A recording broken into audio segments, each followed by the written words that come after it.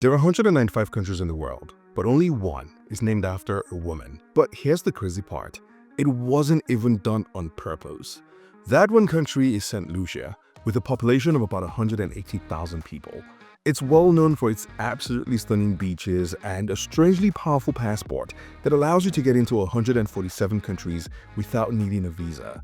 But as it turns out, Saint Lucia has one other claim to fame.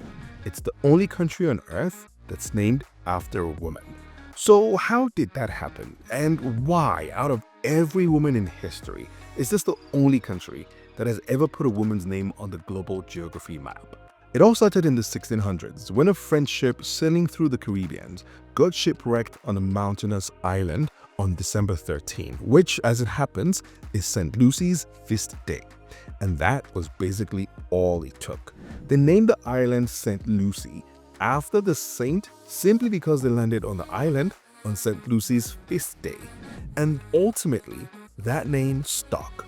Through colonization, through multiple battles for territory, through decades of British control, and eventually through the country's independence in 1979.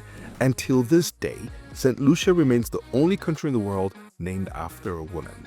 Now, some would argue that Ireland is also named after a woman, given the fact that it's named after a prominent goddess in Irish mythology. But the difference is that St. Lucia is named after a real-life woman who actually lived and walked on Earth, and it's the only country with that status. So why is it so rare? Why is there only one country of all the many countries on Earth named after a woman? To answer this, we have to zoom out and actually look at how most countries got their names. Now, the general theory here is that nearly every country in the world is named after one of four things: a directional description of the country, a feature of the land, a tribe name, or an important person. You can call this the country name framework. And essentially, it suggests that there's a very good chance most countries are named based on describing where the country is located, a prominent feature that exists in the country, could be a mountain or a river, a historically prominent tribe that is or was native to that country, and finally, a historically prominent person. So let's explore a few examples in each category.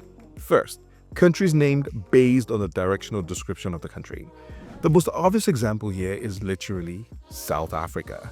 The country is located at the southern tip of the African continent, and that's where the name was derived. But another good example of a country named based on a directional description is actually Australia. Now, early explorers referred to modern-day Australia as Terra Australis Incognita, which is Latin for unknown southern land. But as the land became increasingly explored and increasingly known, Australis, which means southern, ultimately evolved into the name Australia, which we all use today. And of course, as you know, Australia is located in the southern hemisphere. Next, let's take a look at countries named based on the feature of the land. It's actually very common to see countries named after obvious geographical features, and in a lot of cases, these features are prominent mountains, rivers, or lakes. Again, let's take the example of Nigeria. It's literally named after the river Niger, which is a very prominent geographical feature of the country. It's the third largest river in Africa, and it's hard to miss it when you look at a map of Nigeria. Next, the Democratic Republic of Congo and the Republic of Congo also both derived their names from the River Congo, which is Africa's second largest river. And then there's also Uruguay, which is named after the Uruguay River, which flows across Brazil, Argentina, and of course, Uruguay. Next, let's take a look at countries named after a historically prominent tribe. Now, a lot of countries in existence today are named after tribes or ethnic groups that used to be or remain very prominent in country. For example, the name Afghanistan means land of the Afghans. Sweden literally means land of the Swedes, and historically, Swedes were a tribe based in what is now known today as central Sweden.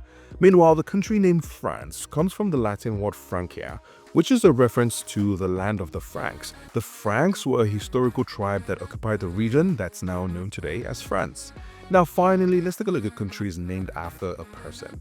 So it turns out there are a lot of countries named after a person.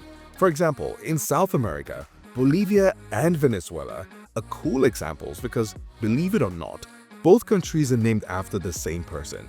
His name? Simon Bolivar.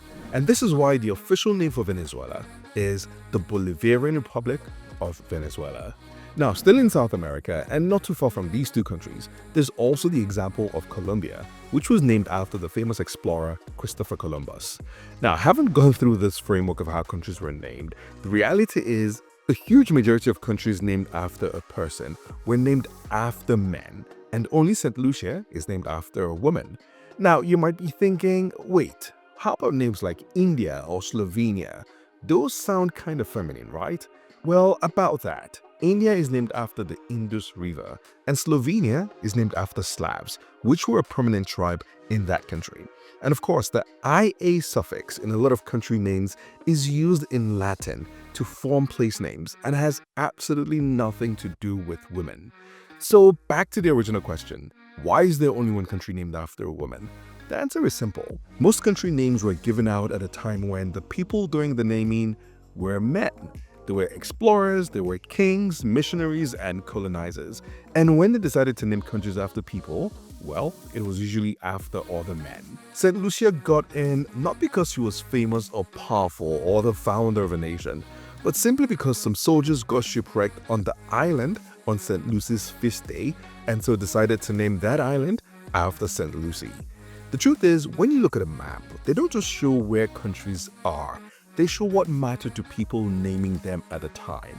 And in a world that's almost entirely named by and after men, Saint Lucia stands out as a quiet exception of the only country in the world that's named after a woman.